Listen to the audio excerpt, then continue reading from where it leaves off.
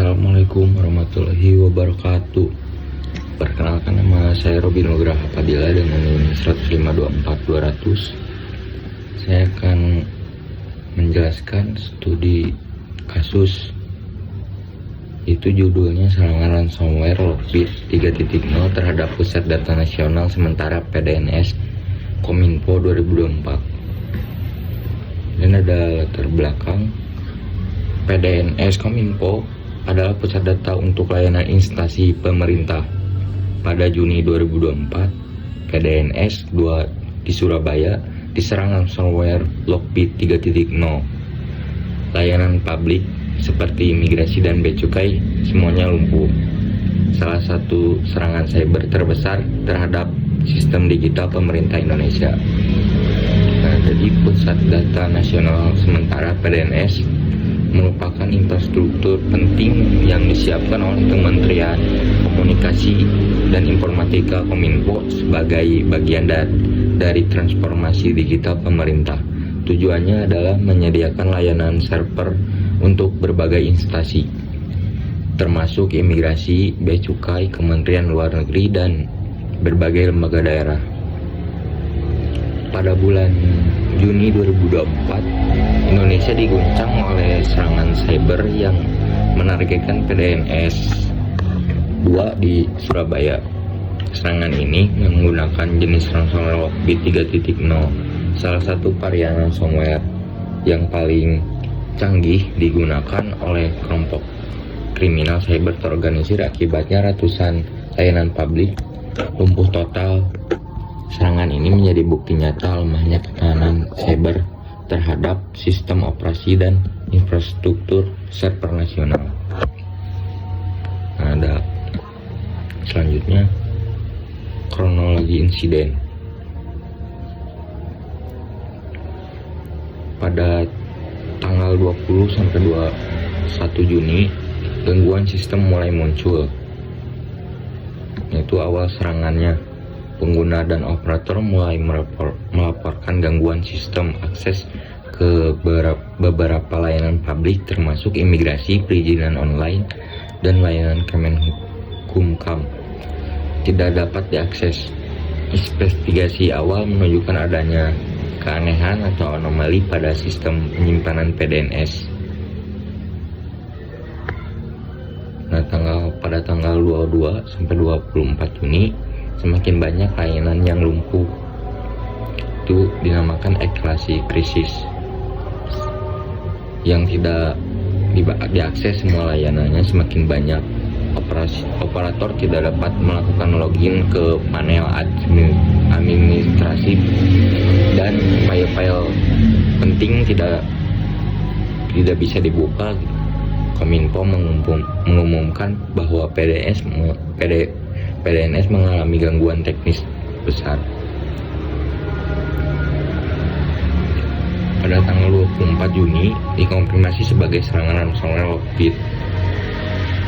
Kementerian Kominfo dan Badan Cyber dan Sandi Negara (BSSN) mengonfirmasi bahwa PDNS telah disusupi ransomware Lockbit 3.0. Penyerang mengenkripsi file dan menuntut tebusan sebesar 8 juta US dollar agar sistem bisa mengirimkan. Nah, tidak ada backup yang tersedia. Pemerintah menolak membayar tebusan, fokus pemulihan manual. Investigasi mengungkapkan bahwa sistem serangan tidak dapat digunakan, baik karena rusak, hilang, atau tidak terkelola dengan baik. Ini memperparah kondisi karena pemulihan sistem harus dilakukan dari nol. Pemerintah Indonesia melalui Kominfo menyatakan tidak akan membayar tebusan dan tidak akan memulihkan sistem dengan bantuan dari BSSN, Polri, vendor TI nasional. Nah, selanjutnya ada jenis kerentanan. Ada remote code execution yang disingkat RCA, privilege extraction. kredensial phishing atau pencurian akses, backup tidak aman atau tidak tersedia. Nah, untuk RCA, penyerang tuh berhasil mengakses sistem dari jarak jauh, mengeksekusi ransomware. Untuk ekstraksi hak istimewa, setelah masuk malware memperoleh hak akses tingkat administrator untuk menyebar luas ke seluruh sistem. Nah, manajemen kredensial lemah, potensi eksploitasi besar dimulai dari kredensial yang lemah atau dicuri melalui teknik phishing, kayak mencet link aneh-aneh phishing. Nah, lemahnya proteksi backup, tidak adanya sistem backup offline atau air gap menjadi celah besar dalam mitigasi kejadian. Selanjutnya ada sistem operasi yang terdampak. Linux server kemungkinan CentOS atau Ubuntu, dan Windows Server untuk layanan administratif. Ransomware Lockbit menyerang OS secara lintas platform. Kemungkinan besar digunakan untuk aplikasi dan penyimpanan data untuk Linux. Nah, untuk Windows Server rentan terhadap eksploitasi kredensial dan malware berbasis SMB. Lockbit 3.0 itu mampu mengeksekusi file baik di Windows maupun Linux dan memiliki kemampuan menyebar dengan cepat melalui jaringan lokal. Seperti dalam RCA adalah jenis kerentanan di mana penyerang bisa menjalankan kode berbahaya dari jarak jauh dalam sistem target.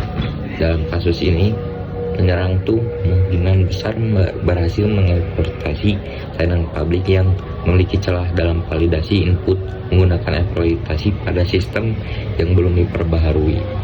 Ini memungkinkan mereka mengunggah dan menjalankan file ransomware Lockbit secara remote ke server PDNS.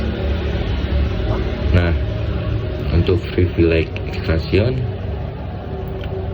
itu dalam kasus ini setelah berhasil masuk ke sistem, ransomware Lockbit mengeksploitasi kerentanan pada konfigurasi sistem atau OS untuk mendapatkan akses penuh root atau administrator, sehingga bisa menyebarkan dan mengenkripsi seluruh sistem file.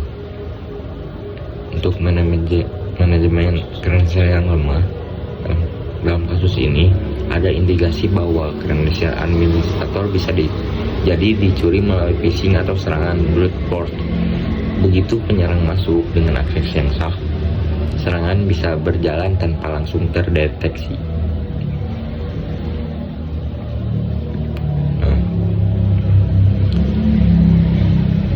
Selanjutnya ada dampak serangan.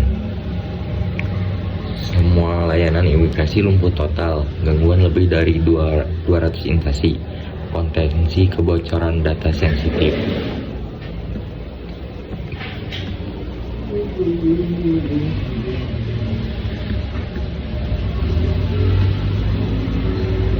Nah, untuk layanan imigrasi yang lumpuh total itu termasuk visa online, e-paspor, serta perizinan orang asing. Semua gak bisa diakses, lumpuh total. Nah, untuk gangguan operasional lebih dari 200 instansi yang mengandalkan itu PDNS dari pemerintah pusat hingga daerah. Nah, untuk kebocoran data sensitif itu data besar-besaran, meskipun belum dikonfirmasi apakah data berhasil dicuri sebelum enkripsi, apakah sudah. Kemudian ada gangguan koneksi juga karena warga negara asing tidak bisa mengakses layanan imigrasi Indonesia. Semua terganggu karena disusupi itu ransomware.